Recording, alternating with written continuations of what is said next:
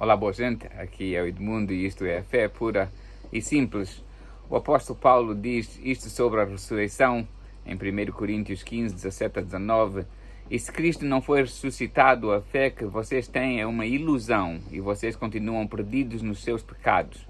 Se Cristo não ressuscitou, os que morreram crendo nele estão perdidos. Se a nossa esperança em Cristo só vale para esta vida, nós somos as pessoas mais infelizes deste mundo. A nossa esperança para a vida em Cristo nesta vida é para a vida eterna. É devido a um facto: Jesus ressurgiu ou não? Se Jesus não ressurgiu e nós não temos razão para a nossa fé, Paulo diz que se isto é verdade, nós somos as pessoas mais infelizes deste mundo. Infelizes porque ainda estamos perdidos nos nossos pecados, infelizes porque, se é verdade, não há salvação para nós, infelizes porque a nossa fé não nos vale nada. Mas nós acreditamos que Jesus ressurgiu. Vamos ver porquê.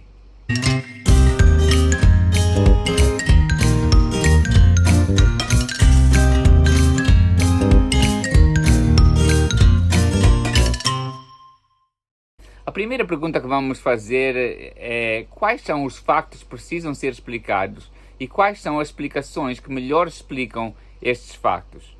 Há três fatores principais que precisam de ser explicados. O primeiro fato que precisa ser explicado é a descoberta do túmulo vazio de Jesus. O segundo fato é as aparências de Jesus vivo depois da sua morte. E o terceiro fato é a crença dos discípulos de que Jesus verdadeiramente ressurgiu da morte.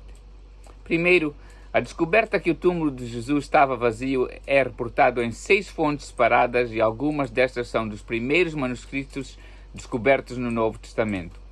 Isto é importante porque quando um acontecimento é gravado por 2 ou mais fontes desconectadas, a confidência dos historiadores de que esse acontecimento verdadeiramente aconteceu sobe. E quanto mais cedo a data dessas fontes, então mais alta a confidência. Mais do que isso, os evangelhos dizem-nos que foram mulheres que descobriram o corpo de Jesus, ou que descobriram que o corpo de Jesus não estava no túmulo. E isso dá mais força à história. Porque naquela altura o testemunho de uma mulher era considerado quase sem valor. Se fosse mentira e se fosse uma história inventada mais tarde, tinham sido homens a fazer esta descoberta para dar força à descoberta. A nossa confidência sobre o túmulo vazio sobe ainda mais por causa da resposta das autoridades judeias. Quando eles ouviram o relatório que o túmulo foi encontrado vazio, eles disseram que os discípulos de Jesus tinham roubado o corpo. Ao dizerem isto, admitindo que o túmulo estava verdadeiramente ou de fato vazio. Para a semana nós olharemos para essa possibilidade dos discípulos terem roubado o corpo ou não.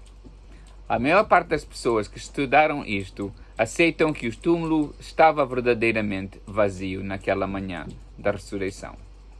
O segundo fato é a verdade que Jesus apareceu para muitas testemunhas depois da sua morte. Numa das primeiras cartas do Novo Testamento, Paulo dá-nos uma lista de testemunhas a quem Jesus apareceu depois da sua ressurreição. Podem ler em 1 Coríntios 15, versos 1 a 8. Ele apareceu a Pedro e depois para os 12. Depois ele apareceu para mais de 500 irmãos só de uma vez. Depois ele apareceu a Tiago. Depois a todos os apóstolos. Finalmente ele apareceu também a Paulo. Não só depois de ter sido ressurgido, mas também depois de ter subido para o céu.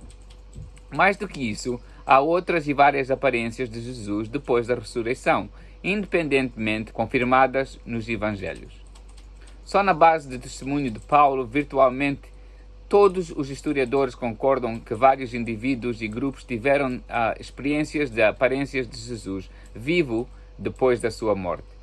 Pode ser aceito como certo em termos de história que Pedro e os discípulos tiveram experiências depois da morte de Jesus, onde Jesus apareceu-lhes como Cristo ressurgido. Então isso traz-nos para o fato número 3, a crença dos discípulos na ressurreição. Depois da crucificação de Jesus, aqueles que o tinham seguido estavam devastados, demoralizados e escondidos por medo pelas suas vidas. Como os judeus, eles não tinham um conceito de um Messias e Salvador que ia ser executado pelos seus inimigos e muito menos que ia voltar a viver depois.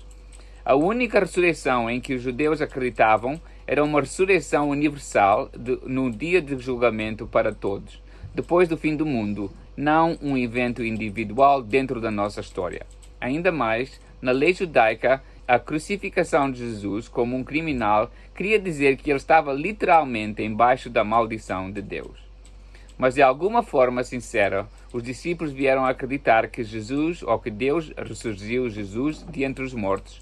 Eles ficaram tão completamente convencidos que quando ameaçados com morte, e mesmo quando foram mortos, nenhum deles voltou atrás no seu testemunho.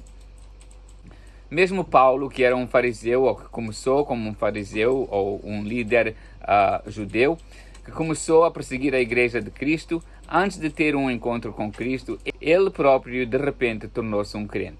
Como também o irmão mais novo de Jesus, Tiago, que não tinha acreditado em Jesus como Cristo antes da sua morte. Deixa fugir ao tópico um pouco aqui. Alguns de vocês foram ensinados que Jesus não teve irmãos. Isto foi um ensino da igreja para manter que Maria continuou a ser virgem toda a sua vida. Mas a Bíblia ensina algo diferente. José e Maria tiveram vários filhos depois de Jesus nascer. Lembrem-se, o meu ponto aqui não é discutir a religião deste ou daquele grupo, mas de somente ensinar aquilo que a Bíblia ensina. Então, se quiserem ver uma passagem onde isto é bem claro, leiam Mateus 12, 46 a 50. Outra vez, Mateus 12, 46 a 50, onde Maria aparece com os seus filhos para chamar a Jesus. Voltando ao nosso tópico. Para ver a mudança que houve nestes discípulos que viviam cheios de medo pelas suas vidas, para de repente proclamar uma mensagem nova e ter uma coragem de morrer por essa mensagem, tinha de haver uma experiência muito transformativa que criasse o movimento que a igreja de cedo se tornou. É por isto, como um estudante de história, eu não posso explicar o crescimento do cristianismo de cedo se Jesus não tivesse ressurgido, deixando um túmulo vazio por trás. Isto foi dito por um senhor chamado N.T. Wright. Estes três fatos firmemente estabelecidos chamam por uma explicação adequada. Por toda a história, houve outras e várias explicações naturais oferecidas. A hipótese de uma conspiração, a hipótese de Jesus não ter chegado a morrer, a hipótese que todos estes que testemunharam um Jesus vivo estavam a alucinar, a hipótese que os discípulos esqueceram-se onde puseram o corpo, ou então que verdadeiramente roubaram o corpo de Jesus, e a hipótese que isto tudo não passa de uma legenda. Para a semana que vem, nós vamos olhar para as 4 destas que são mais aceites, destas hipóteses, em detalhe. Porque não é bom só dizermos eu acredito nisto, mas não acredito naquilo. É bom nós sabermos o porquê que nós acreditamos, mas isso é para a semana. Todas estas hipóteses têm sido quase universalmente rejeitadas. Digo quase porque há sempre quem acredita em alguma coisa fora daquilo que as provas mostram. O fato simples é que não existe nenhuma explicação natural para estes três fatos. A explicação dada pelas testemunhas originais é que Deus ressuscitou Jesus dentre os mortos. Se é possível que Deus existe, então essa explicação não pode ser simplesmente rejeitada.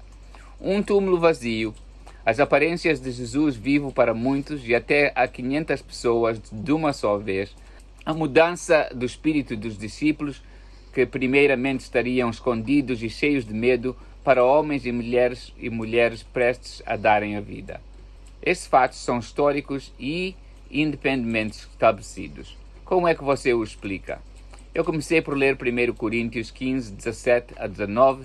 Deixem-me acabar por ler a mesma passagem a partir dos próximos versos, 20 a 24. Então estamos em 1 Coríntios 20 a 24.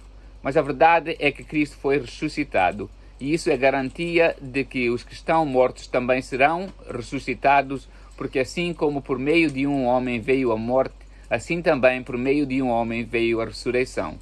Assim como por estarem unidos com Adão, todos morrem, assim também por estarem unidos com Cristo, todos ressuscitarão. Porém, cada um será ressuscitado na sua vez. Cristo, o primeiro de todos, depois os que são de Cristo, quando ele vier, e então virá o fim. Cristo destruirá todos os governos espirituais, todas as autoridades e poderes, e entregará o reino a Deus, o Pai. Isto é a centralidade da nossa fé. Jesus ressurgiu e por isso nós entregamos as nossas vidas a Ele como Senhor e Salvador, sabendo que o que Ele pede e quer para as nossas vidas é verdadeiramente o melhor para elas. Tenham uma semana feliz e mesmo que não seja assim, lembrem-se, Deus está conosco e Ele é por nós. E como Romanos 8,31 diz, se Deus é por nós, quem será contra nós?